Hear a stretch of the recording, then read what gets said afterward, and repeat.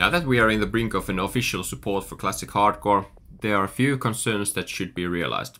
First of all, we are not sure what is about to come, but the hopes are truly high that Blizzard can deliver what the community wants. A true hardcore server. I cannot see any success in the option to only make hardcore characters to a normal or Season of Masters servers as of now. I think we need servers to have only option to play as hardcore.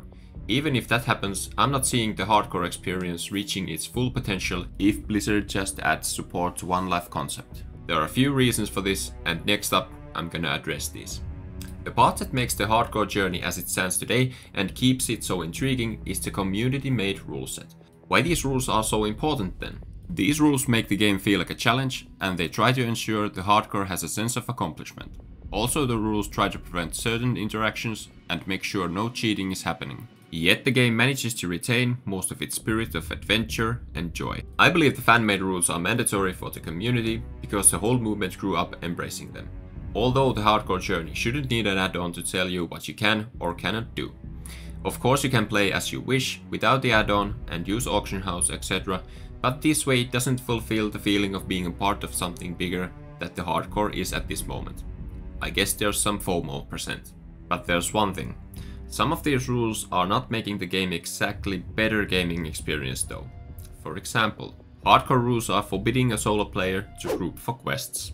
The problem is that, example, as a warlock, I got literally 0% chance of tagging a spawning mob unless the competition sucks so bad their grandma would beat them in a reaction test. This affects that warriors, warlocks and priests are getting the short end of the stick here, and if playing one of these classes, bear in mind that it can be faster to level up if you just skip the kill a named mob quests. All in all, tagging in crowded places is close to impossible unless you have insane luck, or you play shaman, mage, rogue or hunter. One way to solve this is just to play the morning hours and not to have competition. But the hardcore gamers have came up with another solution. Yes, making a line. And it's bad. It's actually so bad people know instantly what to do when they see one. And of course they're asking line lengths in general chat. Waiting for 30+ minutes or even way more for your turn is not exactly fun gameplay. Keeping in mind the fact that you lose your spot in the line if you go kill mobs around. Then there's a risk that there comes this one dude who skips the line and all hell breaks loose. Making a line or trying to compete tags as playing solo doesn't add any value to the gameplay. The idea behind this rule probably is that you can't get boosted and to avoid griefing. But unfortunately this rule affects the leveling experience quite a bit. These kill a named mob quests are 90% so it's easy, they are not a challenge either way. When official hardcore servers launch, you might wanna keep this in mind, and of course it depends what kind of terms the official hardcore server gets. Is the hardcore add-on rule set still mandatory? Can you group up or not? Second thing is that because of the hardcore rules, you cannot use all your class skills. Paladins can't use Bubble Heart, Shaman cannot Ankh, and Warlocks are forbidden to use Soulstone. But again, Petrification Potion is allowed. Of course, Petrification Potion is available to anyone, but the Bubble or Shaman Ankh is a core part of the class identity. This also means that Healthstones or Mage Food cannot be traded to party members according to the hardcore rules. Maybe you should just let Shaman have one-time Ankh as a quest reward and delete it from the vendors or something. It's one core feature of the class fantasy and should be available. Also, one thing about these rules are that they cannot be monitored in the current retail client, although the hardcore add-on is trying to prevent people from screwing up. The lack of proof still remains at this moment. One minor thing though, you aren't supposed to ask for buffs, but then again you can buff other people if you wish. You can't monitor these things reliably at this moment, so this rule should be scrapped.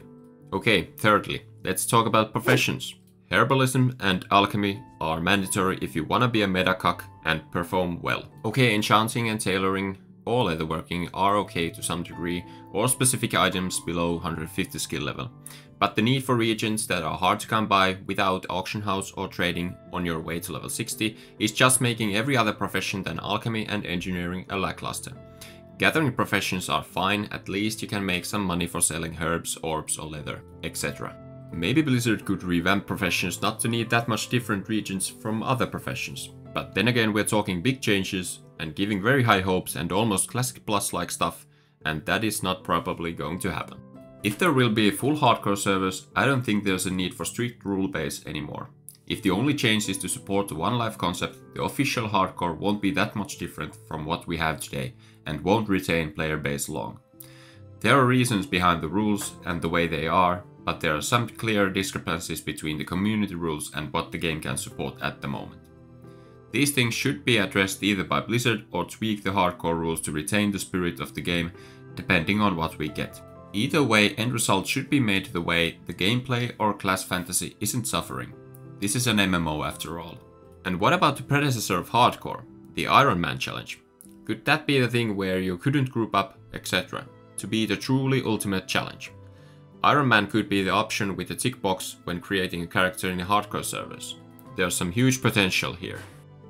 One thing I must say and give credit. The hardcore add-on is made really well and some of the features should be implemented into the core game if doing a hardcore character.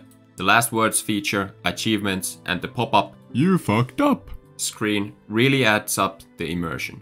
Don't get me wrong here, I love the game as it is now. In the end of the day, hardcore has given me some of the same vibes that I had playing this game for the very first time. I love the community and I strongly recommend trying hardcore with solo or with friends at this state.